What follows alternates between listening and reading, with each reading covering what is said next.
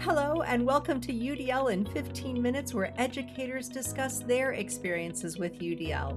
I'm Louie Lord Nelson, UDL author and leader. Today, I'm talking with Chayma Bouzenag, the head of English programs at the Ours in Algeria. Chayma is going to share how students who were once disengaged with learning are now engaged. Hi, Chayma, welcome. Thank you so much. Thank you so much, Louie. I'm really happy to be here. It's a conversation I've been looking forward to. So thank you for having me. Oh, that's wonderful. Okay, so first, let's talk a little bit about your school and how it is different than other schools in Algeria. Perfect. So Les Aures or the Aures School is quite a unique school, especially in the Algerian context. We're one of the very few truly inclusive schools in the country. We have students with learning differences in our general education classrooms and not separated, which is still rare in Algeria. On top of that, our students are multilingual. So you walk into any class and you have kids coming in with Arabic, French, sometimes Turkish as their first language, and any other language you can name, all with completely different educational backgrounds. So the variability in one classroom is enormous. Different levels, different learning profiles, different nationalities. And the English department sees this the most. You can have a complete beginner sitting next to someone who's near native or native. And UDL just made sense to us the moment we encountered it because it gave us a way to actually design for that variability rather than constantly trying to manage it after the fact. Excellent. And also, what grade levels are served? We have K through 12, so we have all grades. So, okay. Now, I also know you're somebody who's relatively new to UDL, but the framework really resonated you from the beginning. And so you saw that you were doing many things that already aligned with it. Do you remember what was different about the framework, though? And what was something about the framework that made you change something in your practice? Yeah, that's a very good question. So, honestly, when Leah first introduced us to UDL, so much of it felt familiar. Like we were already doing things that aligned with the framework, and there was this moment of how did we not have a name for this before? But what really changed for me personally was the students. I hadn't taught such a diverse student body before, and I don't just mean linguistically, I mean the full range. Different nationalities, different learning profiles, students with disabilities and learning differences, students who had never been in an inclusive classroom before. And UDL did not just give me strategies for that, it gave me the permission to actually embrace not knowing. Because when you're standing in front of that much variability, you quickly realize you cannot have all the answers on day one. So the framework changed my relationship with the learning process itself. I became a lot more intentional about asking what is getting in the way for this student before jumping to solutions. So being more proactive than preventing the issue when it happens. The more you learn, the more you realize there is still more to discover. And you keep digging into UDL. So the fact that it's actually a journey, and I'm still on that journey. I don't think I'll ever stop being on it, honestly. And I think that feels right because our learners keep growing and changing too. So we have to keep growing with them. Yeah. And not to sound too weird, but I'm thinking, oh, you're on this journey. I'm on this journey. I've been learning about UDL for 17 years now, and I am always discovering new things, new ways of thinking, having new conversations. And so I love hearing when other people are when other people recognize that, yeah, this is long term. There's always learning to be had when it comes to this framework. So welcome to that pathway. Absolutely. It's a pleasure. Yeah. So your focus is on English learning and helping all learners become proficient in English. And so I know language teachers all over the world use techniques like games and songs and pictures and all sorts of fun strategies to help their learners learn a new language. But what is it about UDL that made English learning instruction different in your school? Yeah, so I think I think the instinct for most language teachers, and I include my past self in this, is to mainly focus on making the content accessible. Games, songs, pictures, vocab walls, everything that you named before. And that's representation, and it matters, right? But UDL pushed us to ask a second question. Okay, they can access the content, but how do they get to show what they've learned? And that's where things really shifted for us. I have like multiple stories. One of the stories is that we had two students join us this year in fourth grade. Both of them came with French as their first language. They're both Algerians, completely new to English. At first, they were shut down, frustrated, not engaged, because the language itself was a wall. So the teacher worked on representation first. Vocab banks were tied to each activity, Pictionaries, sentence frames, and starters for speaking and writing. And within 2 trimesters, both students are fully participating. The learning was always there. We just had to open the door. But then comes the action and expression side. And this is what I really want people to hear, because it's not about making things easier, it's about making students actually use the language in ways that are real to them. One example I could give is one of our students in third grade. Again, French is her first language, and she really struggled with focusing and processing pace as she is diagnosed with the ADHD on top of the language barrier. However, instead of lowering the standards for her, her teacher gave her full agency over how she demonstrated her learning. Lately, she has presented the project fully on her own design on a cardboard display. Her instructor, she used all her key vocab, she presented it, and when she needed to turn those words into full sentences, her teacher and her peer were there for scaffolding. So they were not doing it for her, they were just there for the scaffolding part. And she was very proud. And that shift from disengaged to owning her learning, that's what expression with agency that did for us.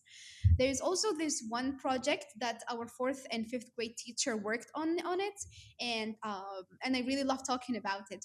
It's a comic book project we did with mixed ability groups. Each student had a role that played to their strengths.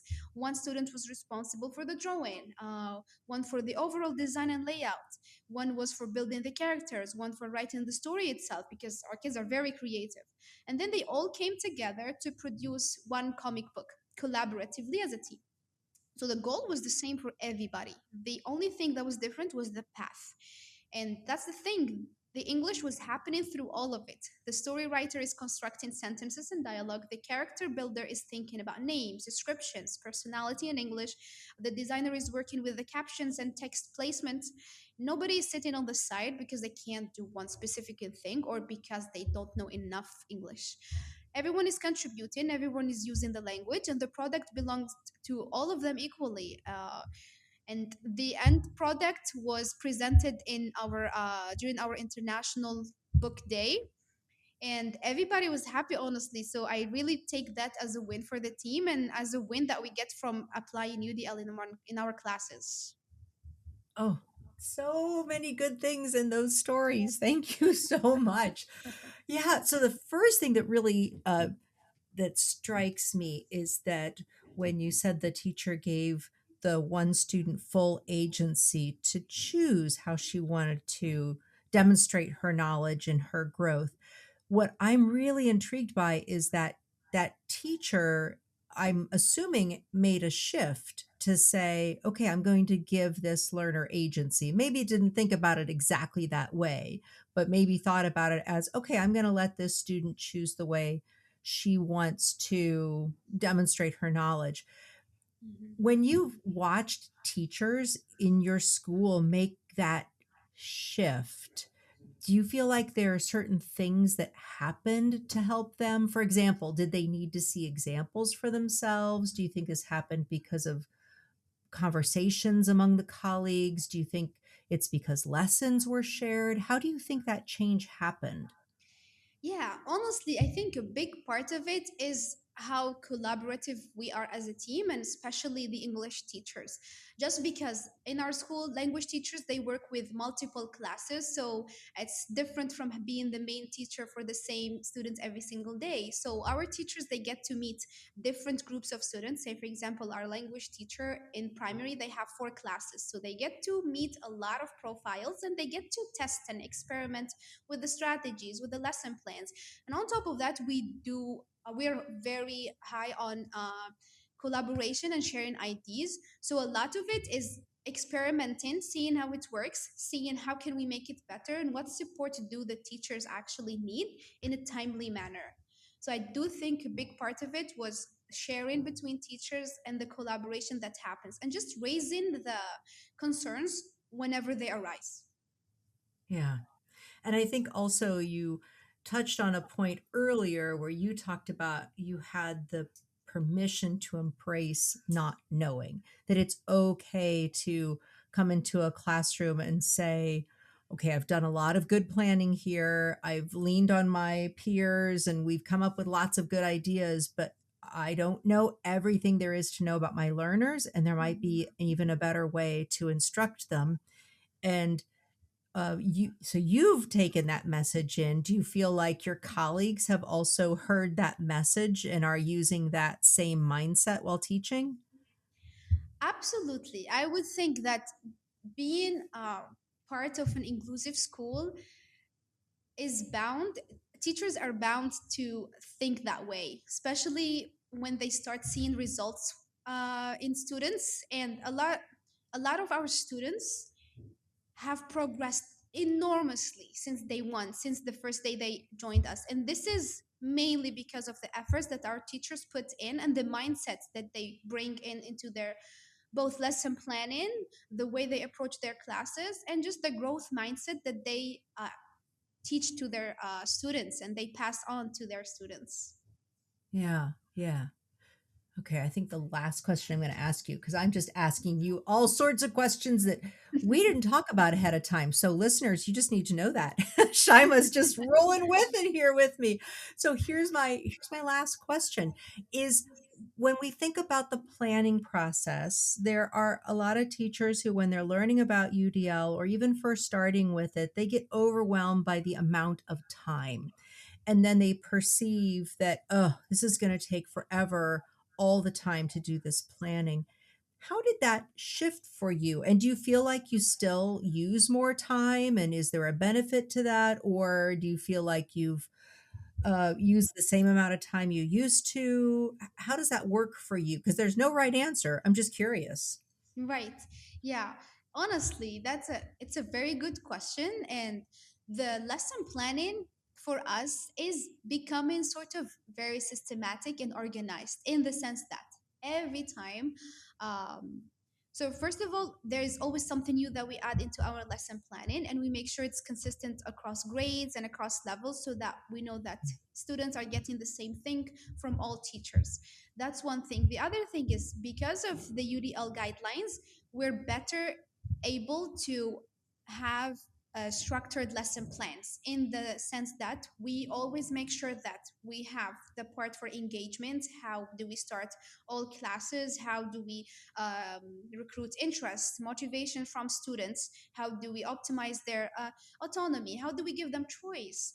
And then obviously the part where the core instruction is happening is representation. So we do that a lot, and we're very um, strict and consistent with it, because that's the Mhm. thing that's been working a lot with us. And then finally, the action and expression, because we want to see the product, and we want the students to see their product, to see their progress. So when we make sure that that's included and planned and structured in the lesson plans, we go into the classes less overwhelmed and more optimistic with the results. So what we actually do is we stick to one lesson plan structure that has all of that, will touch on all the UDL guidelines. And then during the year, depending on our learning profiles, we start to tweak here, tweak there, see what's working, what's not working, what needs to be revised here and there. Excellent.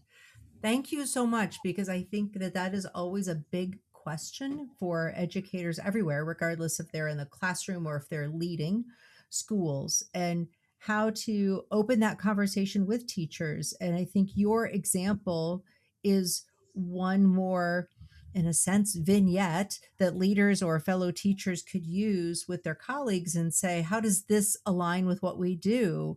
Would we want to change things to align more with this, or what fits better with the way our planning works within our school? So thank you for being so clear with that example. Again, I think it's just going to help so many people. But we are at our 15 minutes, so I have to say thank you so much. This was just so wonderful, and you are a wonderfully positive and energetic educator. I think anybody who's listening to this is just going to get a boost of energy just from listening to you.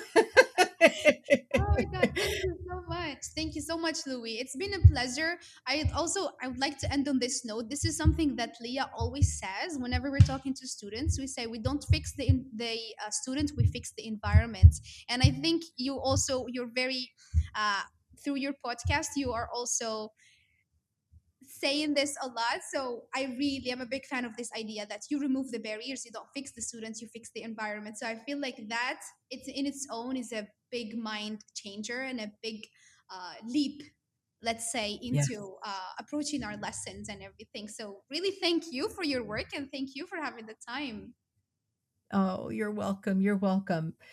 Oh, so everyone listening to this podcast, you can find supplemental materials like images, a transcript, and an associated blog at my website, which is theudlapproach.com/podcasts. And finally, if you have a story to share about UDL implementation for UDL in 15 minutes, you can contact me through theudlapproach.com.